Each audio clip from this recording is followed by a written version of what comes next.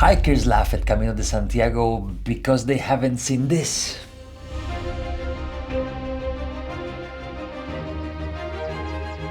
Most people think the Camino de Santiago is just an easy walk through rolling countryside and charming villages, but the Camino San Salvador, it's a totally different story. For centuries, people came here first, long before reaching Santiago, to visit the holy relics of the Oviedo Cathedral, believing they held immense spiritual power. Today, its solitude, the wild nature and the deep sense of adventure makes the Camino de Santiago de San Salvador a total must for every pilgrim.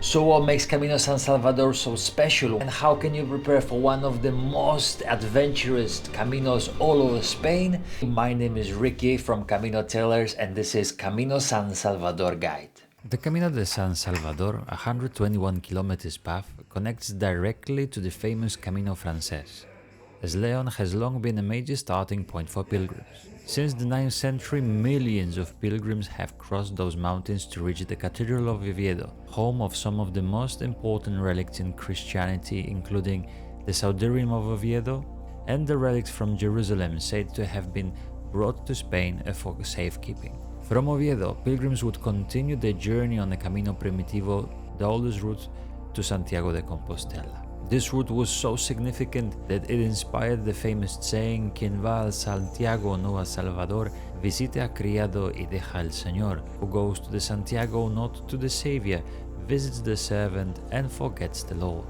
And today the Camino San Salvador is experiencing a renaissance, attracting pilgrims seeking adventure, solitude and deep connection. Those who walk it still collect stamps and a special credential, and in the end of the journey they receive the Salvadorana certificate, proof of being a true pilgrim. But when we decided to walk it, we had our doubts. What about food?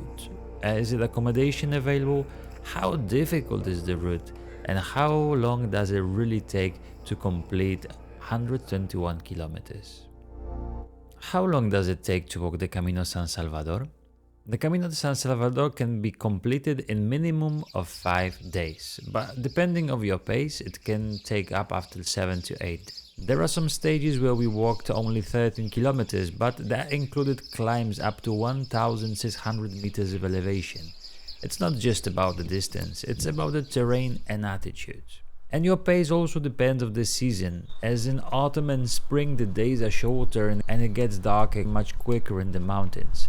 We walked in June, so we had longer daytime hours, allowing us to take our time and enjoy the landscapes. And the winter, they're not recommended unless you're an experienced mountain trekker.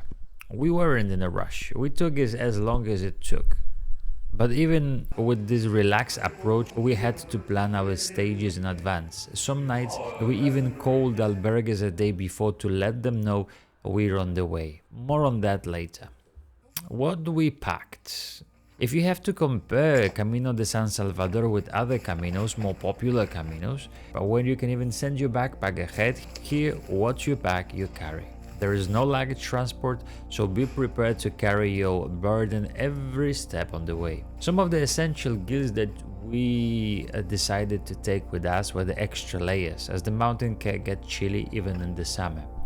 The base of everything are the good hiking shoes with grip, preferably high ankle cut for stability and protection. And those hated and loved ones, the hiking poles, absolute lifesaver for us, not only for the steep climbs and descents, but also for dealing with wildlife. And the wildlife on the Camino San Salvador was a big surprise, because you'll encounter all sorts of animals along the way, from happy running cows and friendly farm dogs to in theory wolves and bears. While bears haven't been seen for years, it's still a reminder that isn't just a walk, it's a real wilderness. We had it clear that the extra equipment had to be brought with us, like a torch, a headlamp for essentially an early morning start and some emergency situation, as obviously the extra stacks, as some stages have few food options, so carry something extra is a really smart move. Day 1. Setting off into the unknown. So with all that being said and our preparation complete, we visited the Cathedral of Leon to take a deep breath and step into the adventure.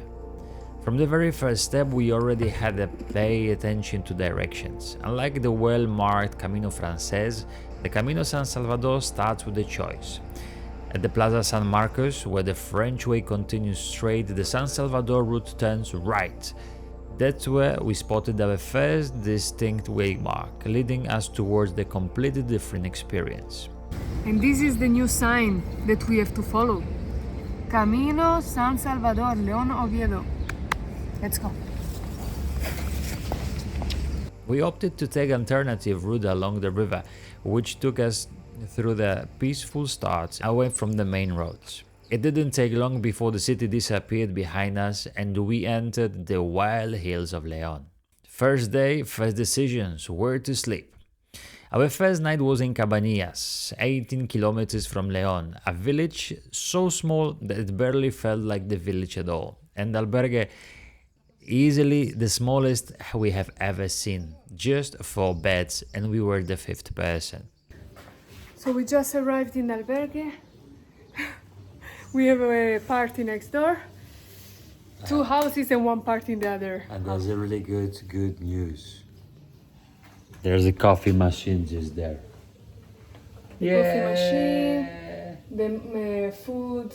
We can sell. Machine. We can sell them some food. We have a ton of food with us. I'm gonna have albóndigas de pollo.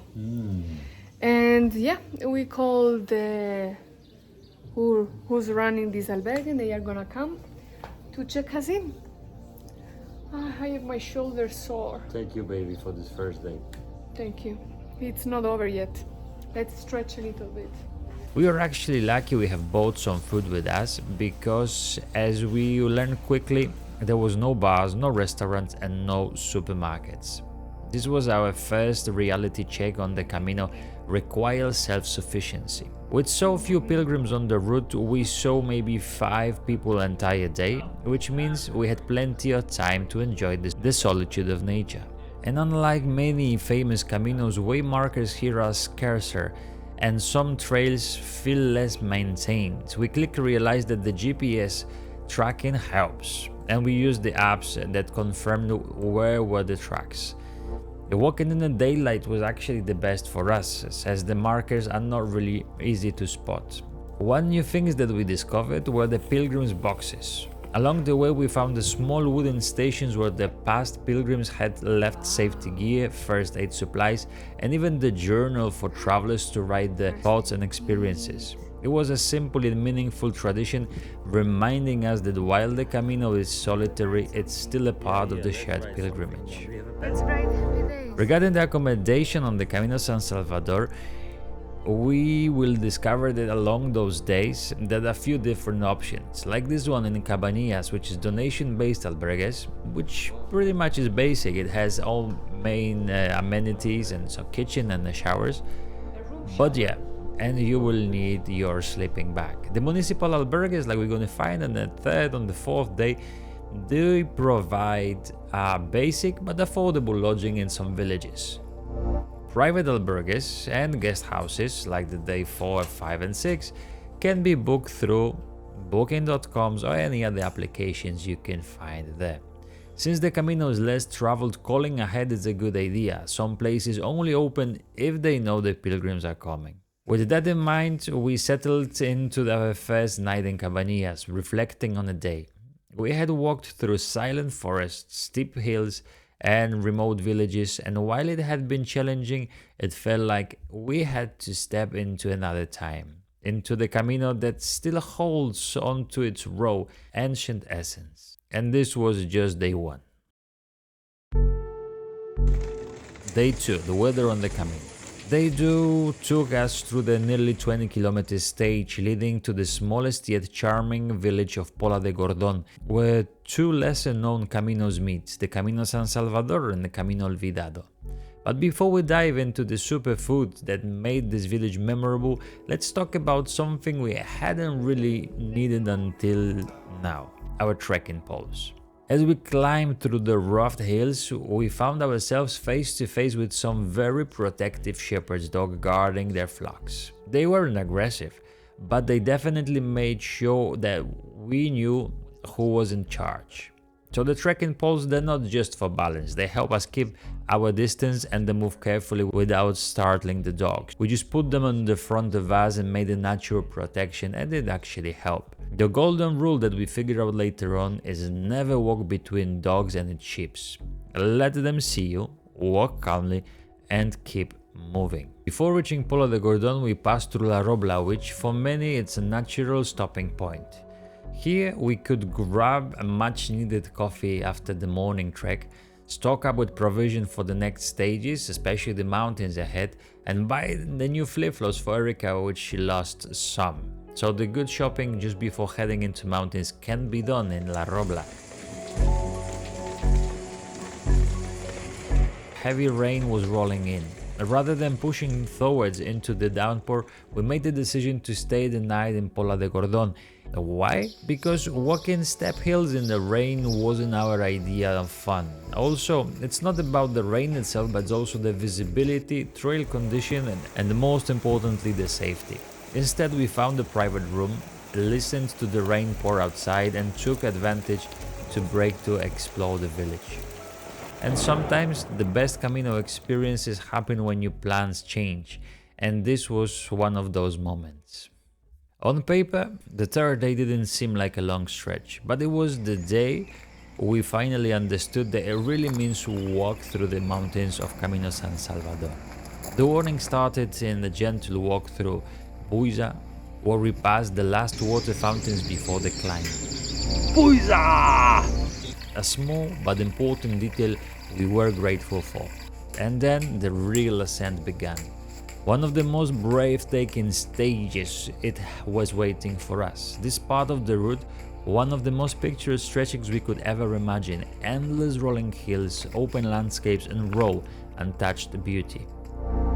The path followed the rhythm of ups and downs, leading us through rugged terrains and stunning mountain views. But while we were busy taking to the scenery, there was something else we had to be mindful of: food. And actually planning for food, it's something that we had to learn about self-sufficiency. After Buiza, there was nothing. No bars, no supermarkets, no places to stop and grab the meal. We had called ahead for the next village bar the day before to let them know we were actually coming, otherwise they might not have been open for us. Another reminder on the Camino: planning ahead is a key. As challenging as the stage was, we were incredibly grateful that we are walking without the rain. Not just for the views, but for the safety. Wet rocks, steep descent and unpredictable rains could have made this section dangerous. After 50 kilometers we finally reached our stop of the night, a small village with the municipal albergue. And inside we found a big board covered with phone numbers, a list of accommodations and restaurants for upcoming days. Another reminder that calling ahead is something necessary here. And again, no pilgrims on the way that day, just us, plus 2 other pilgrims in the albergue who had shared the dinner with. A small but meaningful moment, a reminder that even on the solitary Camino, connections still happen. Day 4. On this day we finally understood the Camino San Salvador is considered a true physical challenge, as we climbed through the windy hills at 1,500 meters. We were blessed with a beautiful morning, the kind of makes you forget the efforts. Golden lights over the mountains, crisp air and endless views. But with beauty comes challenge. And as soon as we began climbing, we felt the strength of the wind pushing against us. No village, no shelter, just 9 kilometers of pure nature. And after those first initial kilometers, we finally arrived to Puerto de Pájares, a well-known stopping point where we could rest and refuel. A rich, hearty bean stew with chorizo, blood sausage and pork. Exactly what we needed before facing the next challenge. And then the rain came. We were prepared. The terrain, not so much. At first, the Camino follows the road, which was manageable. But then came the wild hill crossing, where the trails wasn't even clearly defined, and after that, slippery slopes on the outside of the mountains. The big choice was just there. Was it the poncho on the rain jacket? For us, ponchos, and here is why. covers both us and our backpack completely. It's easy to put and adjust quickly and prevents water from seeping into gear. It was a long and exhausting stretch, but the landscapes were worth it. On that particular stage we had the choice of alternative route to Llanos de Somellón or Pajares, and we've decided to take the one to Llanos de Somellón, which meant another 3 hours of walking, but it was worth it. It felt like a hidden untouched part of the Camino, taking a deeper into the real wilderness of Asturias. On day 5, we learned that hard way why sometimes the recommended shorter stages actually make total sense. Originally, most pilgrims stop after 19 kilometers in Pola de Lena, and in hindsight that would have been a very wise decision. But instead, we decided to push forward an extra 14 kilometers to Mieres. A big mistake, because of the jungle which was the trail leading us to Pola de Lena.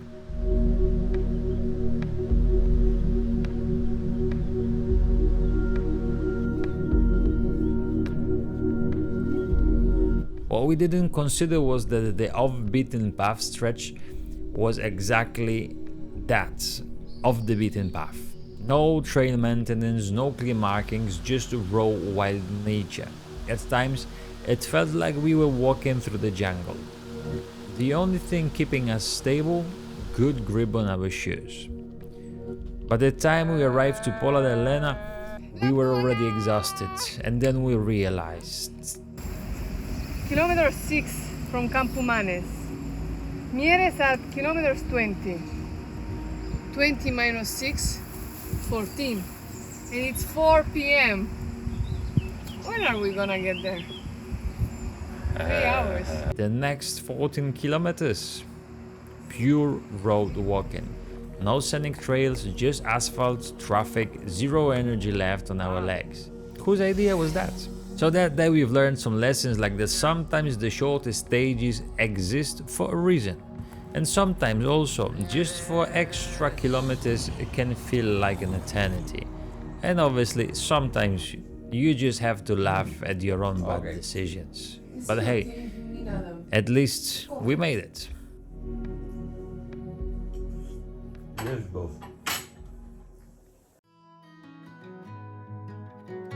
Until the very last moment of this pilgrimage, we felt in our legs that this was the tough Camino. Even as we approached Oviedo, the constant shifts between valleys and hilltops reminded us that this route doesn't let up until the very end. We could feel the distance. It wasn't pure wilderness anymore, but even here, in this part of Spain, the outskirts of the city were still green, still hilly. Well done. That's, About what? About what? about the last day, we managed to get up. That's a big success. Let's try not to be eaten by any wild creatures. Let's go.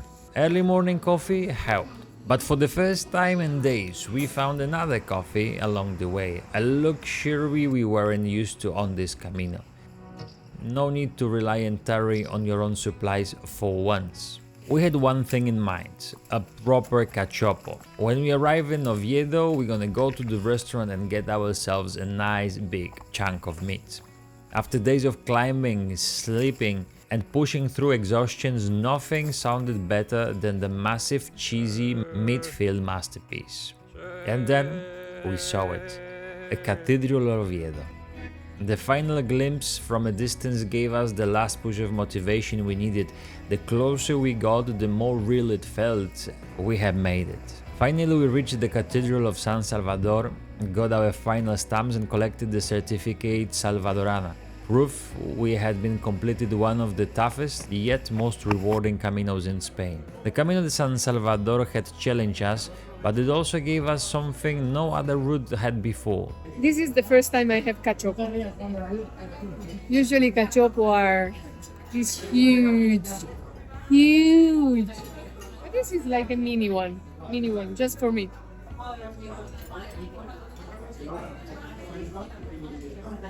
It's two veal fillets, generously filled with cheese and ham. Let's see. They bread it and they deep fry to golden perfection. And it looks like perfect. Come closer, come closer.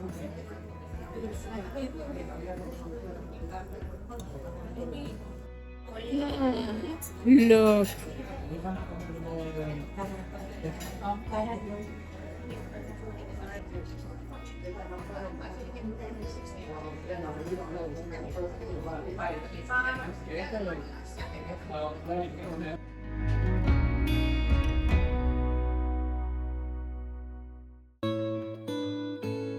Would we do it again? Did we even like it? And is the Camino San Salvador for everyone? Yes, we would. Even with all the struggles, steep climbs, and unpredictable weather, this Camino left something deeply meaningful to us. In fact, despite all the challenges, this might just be Erica's favorite Camino. But is it for everyone? Maybe not. If you're looking for an easy, well-serviced Camino that frequent towns and cafes, don't look here. If you're ready for physical challenge, road nature, and the true sense of adventure, then this Camino is absolutely worth every effort. And if you're thinking about walking it, we have something for you. Check our day-by-day series packed with the exact moments, behind-the-scenes surprises, and all the details that didn't make it into this guide. Thanks for watching. See you on the trail. Buen camino and Ultrea.